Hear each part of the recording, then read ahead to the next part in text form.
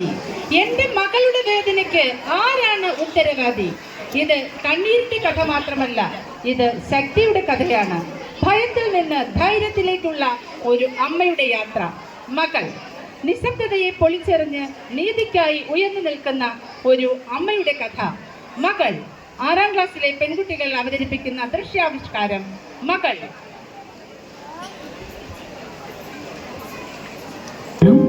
അമ്മയെ പോലൊരു അമ്മയുണ്ടായിരുന്നു.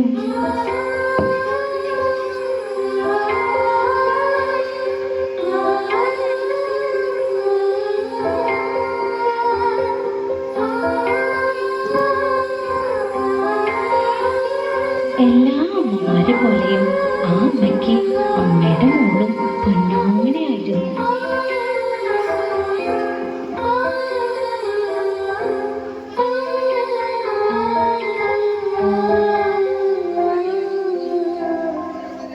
എന്നിട്ട് வாடாத பூவே என் வாழ்வில் மீண்டும் என்ற தாயே, கண்ணோடு இமையாய் சுகமான சுமையாய் இரு கையில் ஏந்தி தாலாட்டுவேனே.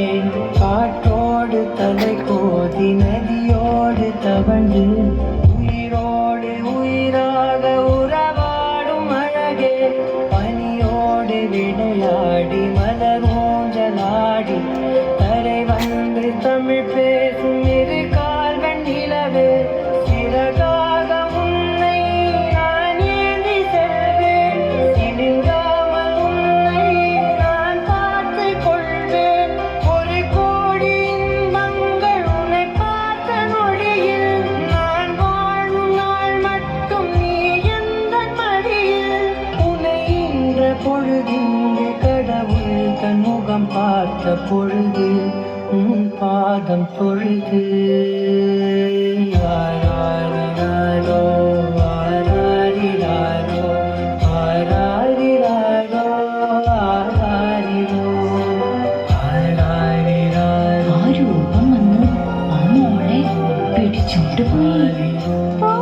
അമ്മയ്ക്ക് വിഷമായില്ലേ?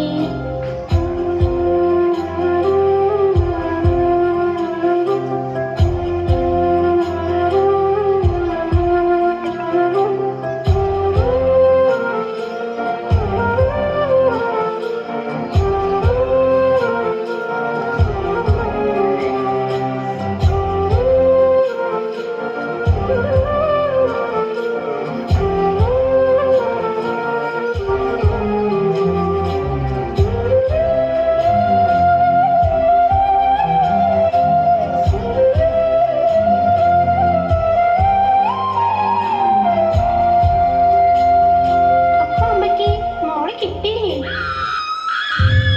അമ്മ തന്റെ കൊച്ചിനെ അന്വേഷിച്ചുകൊണ്ട് കാട്ടിലൂടെ കുറെ അലഞ്ഞു.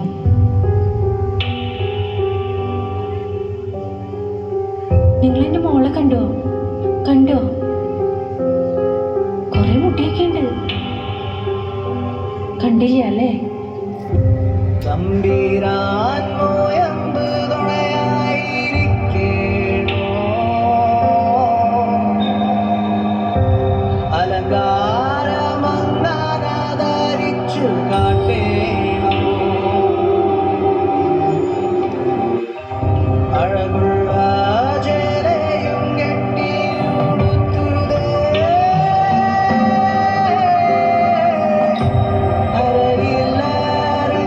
അമ്മയ്ക്ക് മോളെ കിട്ടിയില്ലേ? ഇല്ല. പിന്നെ അമ്മ മോളെ അന്വേഷിച്ചിട്ടില്ല.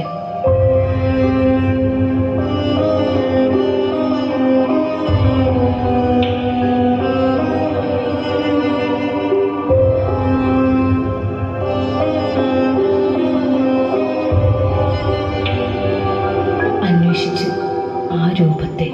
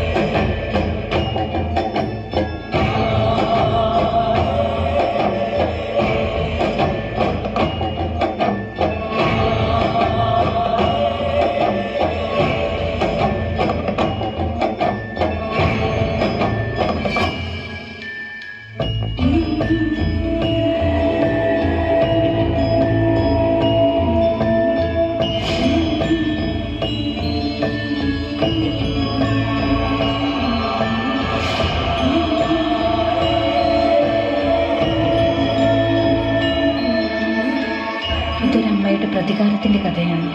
കാമുകരെ കൊണ്ട് സ്വന്തം മകളെ പിച്ചു ചിന്തിയപ്പോൾ നിസ്സഹായിയായി നോക്കി നിൽക്കേണ്ടി വന്ന ഒരമ്മയുടെ കഥ, അവളുടെ പ്രതികാരത്തിന്റെ കഥ.